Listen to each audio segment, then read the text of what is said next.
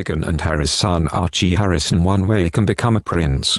The Duke and Duchess of Sussex have 2 children. The Duke and Duchess of Sussex are now living in sunny California, with their children Archie Harrison, aged 2, and baby daughter Lilibet Diana, 2 months. The couple recently appeared on Oprah's TV show and addressed questions on why Archie doesn't have the title of prince, unlike his cousins Prince George and Prince Louis. As royal protocol currently stands, the Queen's great-grandchildren are only called prince or princess if they are the children of the monarch's eldest grandson, i.e. Prince William. However, there is one way that little Archie and his sister Lilibet can become prince and princess.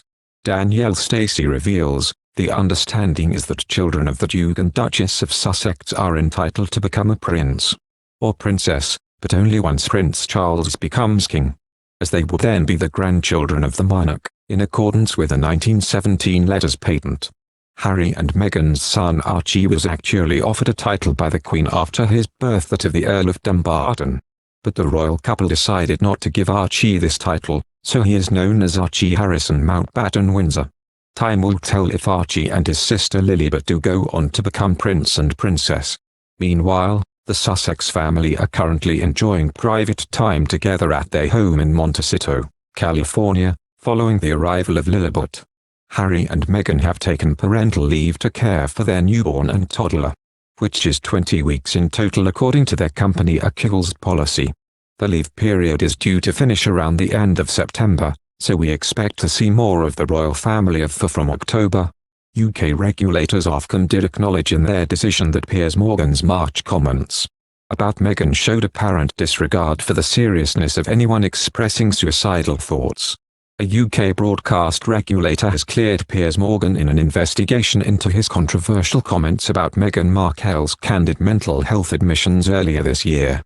Back in March, the 56-year-old TV personality left from his role at Good Morning Britain after receiving backlash for vehemently questioning the Duchess of Sussex's credibility when it came to her discussing grappling with suicidal thoughts, which she opened up about in an interview that month with Oprah Winfrey alongside husband Prince Harry. Meghan even made a formal complaint to ITV following Morgan's on-air comments. In a decision published Wednesday, the Office of Communications cleared Morgan after an investigation, saying that the comments did not breach the Ofcom broadcasting code and they were uttered with sufficient context. The interview between the Duke and Duchess of Sussex and Oprah Winfrey contained serious allegations, and it was legitimate for this program to discuss and scrutinize those claims including their veracity, Ofcom said. Ofcom is clear that, consistent with freedom of expression, Mr. Morgan was entitled to say he disbelieved the Duke and Duchess of Sussex's allegations, and to hold and express strong views that rigorously challenged their account. The code allows for individuals to express strongly held and robustly argued views, including those that are potentially harmful or highly offensive, and for broadcasters to include these in their programming. They continued. The restriction of such views would, in our view, be an unwarranted and chilling restriction on freedom of expression both of the broadcaster and the audience. Ofcom did, however, say they had concerns about Morgan's apparent disregard for the seriousness of anyone expressing suicidal thoughts, though his co-hosts Susanna Reid and Chris Shipp offered extensive challenge to his comments and balanced the discussion. Given the significant challenge to Mr. Morgan's comments provided by other presenters and contributors in the program, we considered that, overall, adequate protection for viewers was provided and the potentially harmful and highly offensive material was sufficiently contextualized. Read the conclusion. After the decision was publicized, Morgan wrote an op-ed for the Daily Mail and tweeted that he is delighted by the verdict. He also called it a resounding victory for free speech and referred to Meghan as Princess Pinocchio. "Do I get my job back?" he wrote.